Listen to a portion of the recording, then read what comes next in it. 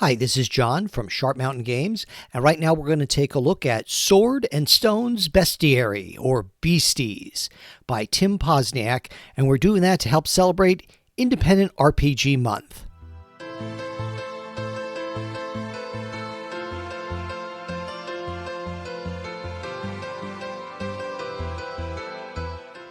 So today we're taking a look at Beasties, which is a bestiary or a monster manual for the Sword and Stones role-playing game.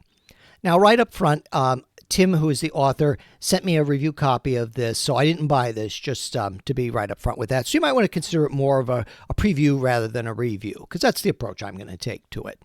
Now, Sword and Stones is very much an OSR game, very much using the mechanics of old school D&D, and it takes place in the world of Ambien.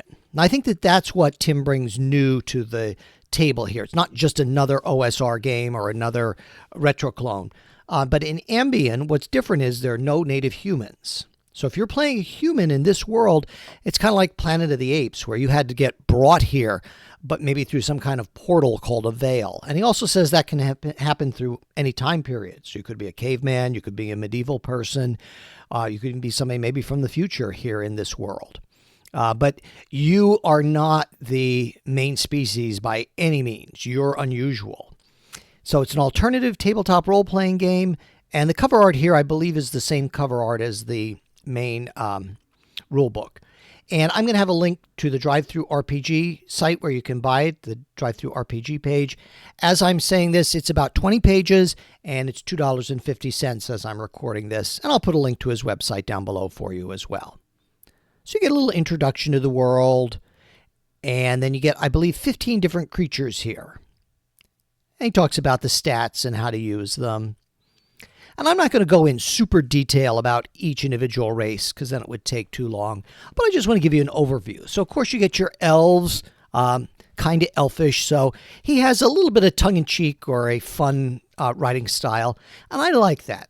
I really like when RPG products have a little bit of character to their writing. So they're not reading like a textbook, like sometimes you can get from some big companies. Now you'll see that everything is in bullet points, which makes it really easy reading. Certainly that's a more modern trend rather than having text walls that are hard to find things in. And these are pretty standard elves, and they do have some magical abilities like natural healing and maybe some extra damage that they can do. Now let's take a look at the stat block down here, because that's what you'd be most interested in. Maybe you're not playing Swords and Stones. Maybe you're playing another OSR game or another game altogether, but you'd like to use these stats.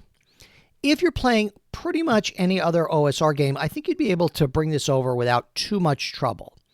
So strength is 3. You can see where it says that right in the middle here, strength of 3. Just make that your attack modifier. Dexterity plus 3. Now, intelligence is 4, so if you want to use an opposed intelligence roll, or maybe you want to use that as a spell save, you could do D20 plus that. So that's an easy way that really works, especially if you're using ascending armor class, And let's talk about armor class. It says armor class 9. So those of us in the old school would say, oh, well, you only have your clothes on if you're armor class 9. This uses an active defense. So because it's using active defense, where you'd roll a D20 and add that number, that would be the armor class 9. And he details down below, well, how did he get that 9? The benefit from the constitution, the armor, the shields, and the helmet. Usually, traditionally, they use dexterity, but here he uses constitution. So how would you use that? If you're running a more traditional OSR game, just add 10 to it. So this would be AC of 19. And you're good to go. And that's a pretty high armor class, so these elves are pretty hard to hit. And then he gives you some information about their magic, their damage, and what weapon they would use. And everything is illustrated. All of the characters do have an illustration that go with it. So you can see here's the orc, and you get the stat block, and the bugbear, and the goblins, and the lizard man. I like all the drool coming off the lizard man on this drawing here. And you get some very bear-like creatures. I think they're more of a creature. I don't know if they're especially intelligent. Then we get our trolls. They're kind of hairy trolls. And we get these guys, the Chizaru, who are, I don't know, they're kind of a kobold kind of race, I believe, kind of lizardy. And we get our Tiger Men, who remind me a lot of the Kzinti from Larry Niven's Known Space books. So if you like that, or C.J. Chera's books where she has the cat people, and certainly there's a lot of them in literature. And we get our Drow, our Ogres, these guys who are kind of dragon people, I believe. And these are Sasquatch people, our Bigfoot people, wolf people, and then some other barbarians of the north here, large humanoid creatures. And then we get some information here if you want to do a random way to, put these randomly in your dungeon. So again, it's 19 pages, $2.50 as I'm recording this. The Swords-N-Stones Bestiary or Beasties if you're interested. And also when you go to the drive-thru site, you could just click on the link for his main page, Tim's main page, and see also about the main book as well if you're interested in picking that up. It's also very reasonably priced. And if you want to see what Sharp Mountain Games, which is my publishing venture, has to offer, just stay tuned after this. Thanks so much for watching.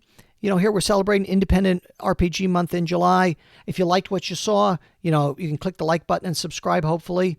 And I hope to see you again in the next video.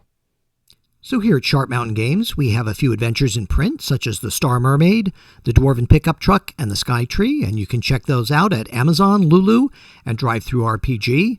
Also over on DriveThruRPG, we have a number of other adventures and character classes, and even some stock art.